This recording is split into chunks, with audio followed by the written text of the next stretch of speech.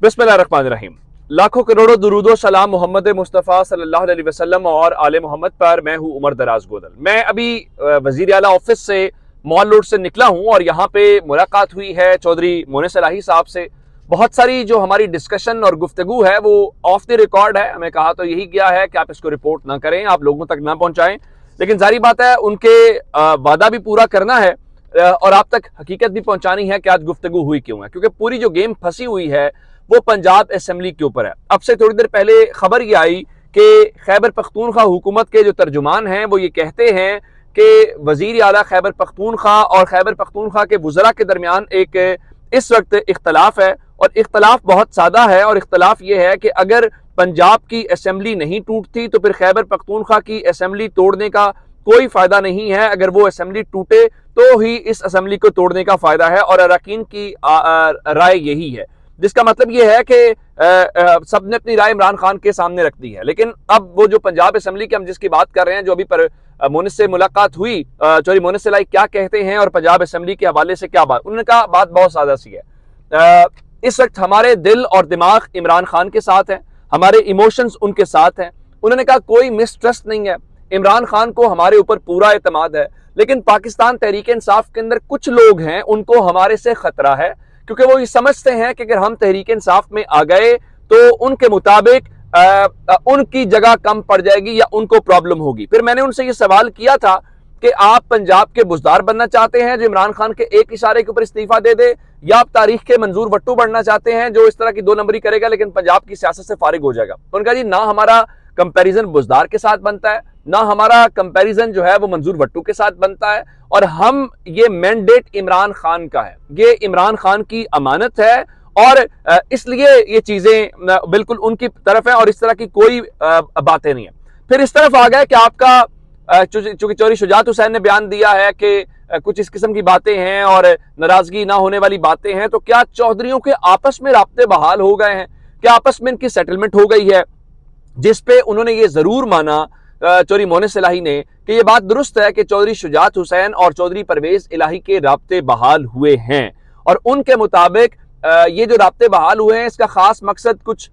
जो कारोबारी मामलात हैं उनको लेके था। फिर उनसे ये सवाल किया गया कि अगर उनके राब्ते बहाल हो गए हैं तो चौधरी शुजात हुसैन आपके मामू हैं, आपका भी राब्ता बहाल हुआ है या हो सकता है। उस पर चौधरी मोनिस इलाही ने कहा कि जब से ये सारा मामला हुआ है, मैं जब पंजाब असेंबली के लिए मामू को लेने गया था और मामू नहीं आए थे, वो दिन है और आज का दिन है, मेरा मामू से कोई राब्ता नहीं हुआ। उनके मुताबिक मामू का 2 बार फोन आया और मैं अनफॉर्चुनेटली पिक नहीं कर सका। उनके मुताबिक ये मुमकिन है कि मामू से वो इन्फ्लुएंस हो जाएं, लेकिन इसलिए वो उनका फोन ही नहीं उठा रहे। एक बात उन्होंने जरूर की है, उन्होंने कहा कि इस वक्त जो समझने की जरूरत है कि पीडीएम ये चाहती है कि इमरान खान की नई एस्टैब्लिशमेंट के साथ भी लड़ाई हो जाए, और उनके मुताबिक अगर ये लड़ाई हो तो इसमें इमरान खान का भी नुकसान है और इसमें एस्टैब्लिशमेंट का भी नुकसान है, और हम नहीं चाहते कि दोनों पार्टियों का नुकसान हो और पीडीएम इसमें से कोई फायदा उठाने का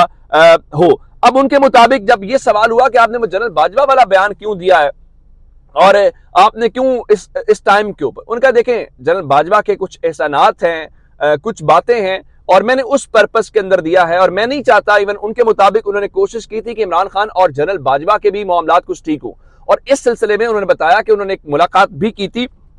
लेकिन उन्होंने बताया कि जनरल बाजवा के वो जो तहरीक इंसाफ आने वाली बात थी वो इस तरह से थी कि जब ये सारा मामला हुआ तो मैं और हुसैन इलाही तो पहले दिन से ये चाहते थे कि हम तहरीक इंसाफ की तरफ जाएं, लेकिन वालिद साहब अभी मुकम्मल कन्विंस्ड नहीं थे। इस दौरान हुआ ये कि जनरल बाजवा से वालिद साहब ने फोन पे बात की और जनरल बाजवा ने पहली बात ये की कि देखें ये आप खुद फैसला कर लें जो आपको मुनासिब लगे, जिस पे उन मोनिस इलाही के मुताबिक वालिद साहब ने उनको बताया कि हमें शरीफों से भी आ गई है और हमें दूसरी तरफ से तहरीक इंसाफ ने भी कर दिया। तो उन्होंने कहा फिर आप, मेरी ख्वाहिश ये है कि आप इमरान खान की तरफ चले जाएं, जिसका मतलब यह था उनके कि कोई उन्होंने हमारी चॉइस के ऊपर छोड़ा कि अगर आपने इसमें से कुछ करना है तो वो ये चीजें कर लें। अब एक और बात जो उन्होंने ये बताई है, मैंने उनसे ये सवाल किया कि आपने आइंदा के इलेक्शन काफ लीग ने तहरीक इंसाफ के टिकट के ऊपर लड़ना है या काफ लीग के ऊपर लड़ना है। इसका वाज़ेह जवाब देने से उन्होंने कोई इनकार किया, कोई वाज़ेह जवाब नहीं दिया और ये कहा कि देखें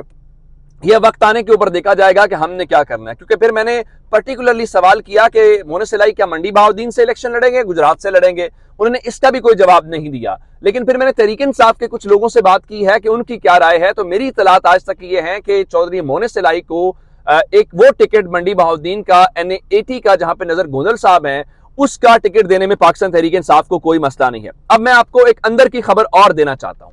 खबर यह है कि चौधरी सरवर के हवाले से खबरें ऐसी आई हैं कि चौधरी सरवर ने चौधरियों को भी डिट्रैक करने की कोशिश की थी। ये वही चौधरी सरवर हैं जिनको तहरीक इंसाफ ने सैक किया था। और आज ये मालूम कुछ ऐसी खबरें मेरे पास आई हैं कि उस वक्त परवेज खटक और चौधरी सरवर की, उनको जब इस्लामाबाद ले जाया गया था, उस वक्त लड़ाई होने लगी थी। और लड़ाई इसलिए होने लगी थी कि चौधरी सरवर इस्तीफा नहीं दे रहे थे, उनसे इस्तीफा मांगा जा रहा था। अब ये है वो सारी सूरत हाल। फिर कुछ और बातें हैं, चूंकि वो मामला सबजुडिस है। और आज ही GIT ने खबर आई है कि फैसल बावड़ा समेत 35 लोगों को तलब कर लिया है, जो इमरान खान के हवाले से, चूंकि इमरान खान के ऊपर हमला करने के हवाले से वो जो शख्स है जो GIT की कस्टडी के अंदर है, उसने अभी तक क्या बताया है, ये बहुत इंपॉर्टेंट बात है। और मैं आपको बताना ये चाहता हूं कि मोनिस ने वाज़े अंदाज में सवाल उठाया है कि जो इमरान खान के ऊपर हमला करवाने वाले किरदार हैं, इमरान खान जिनकी बात करते हैं,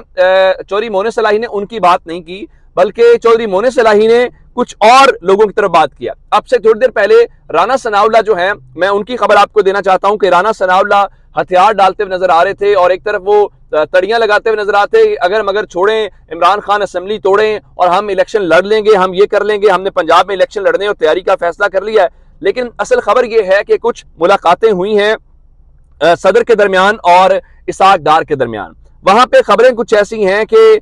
जो सवालात हैं वो सदर ने भेजे थे। अंदरूनी कहानी एक तो ये है कि इसाक डार ने कहा, जी देखें, हमारे पास सिर्फ 1 महीने का ज़र मुबादला के ज़खायर हैं और हम फौरी तौर पे इलेक्शन नहीं करवा सकते, 1 माह के हैं, और जिसका मतलब है कि इंतखाबात मुमकिन नहीं है और हमें इसके लिए बहुत ज्यादा रकम चाहिए। और खबर यह है कि चंद घंटे में जो दूसरी मुलाकात हुई उसमें चंद सवालों के जवाबात थे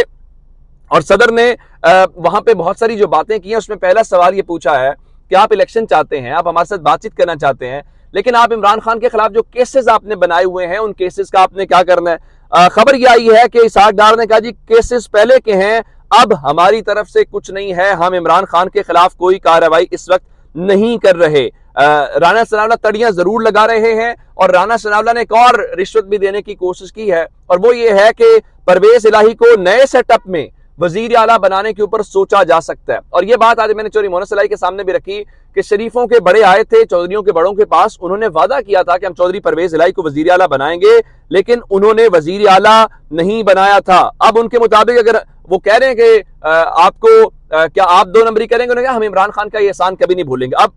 राना सनाउल्लाह ये अपनी तरफ से कहने की कोशिश कर रहे हैं कि वो वजीर आला की सीट छोड़ के आए तो जनाब हम आपको दोबारा से वजारत आला दे देते हैं, आपने वजारत आला देनी होती तो आप ये वजारत आला पहले भी दे देते, और आप ये तड़ियां न लगाते, जो इस बात का सबूत है कि गेम इनके हाथ से निकल गई है। और गेम का हाल ये है कि हुकूमत खुद जो कह रही है कि ज़र मुबादला के ज़खायर इस तरह के हैं। अब खबर इस वक्त क्या है, जमात इस्लामी के अमीर ये कह रहे हैं कि मुल्क अमली तौर पर डिफॉल्ट कर चुका है, सूरत हाल इस किस्म की है, लेकिन वजीर खजाना इस चीज को छुपा रहे हैं। लेकिन सवाल ये पैदा होता है कि इस चीज को आखिरकार कब तक छुपाया जा सकता है या चीजें ऐसी की जा सकती हैं। मुल्क के हालात इस चीज की बिल्कुल भी कोई अच्छी, मैंने आपको दिन में बताया था कि आपके पास जो $6.7 बिलियन पड़े हैं उसमें चीन के कितने हैं, उसमें तो आपको वहीं से क्लैरिटी हो जाती है। तो मतलब यह है कि गेम फुल ऑन है और पाकिस्तान मुस्लिम लीग काफ की आज की डिस्कशन जो हमारी हुई है वो इस बात के ऊपर क्लियर है कि हाँ हम ये जरूर चाहते हैं, लेकिन इमरान खान के इशारे के ऊपर हाजिर हैं, उसमें कोई गड़बड़ नहीं होगी। वो आज भी मोनिस इलाही बार बार प्राइम मिनिस्टर का लफ्ज इस्तेमाल करते रहे इमरान खान के लिए। तो ये आज की अब तक की अहम अपडेट्स थी। अपना बहुत सारा ख्याल रखिएगा। खुदा हाफिज।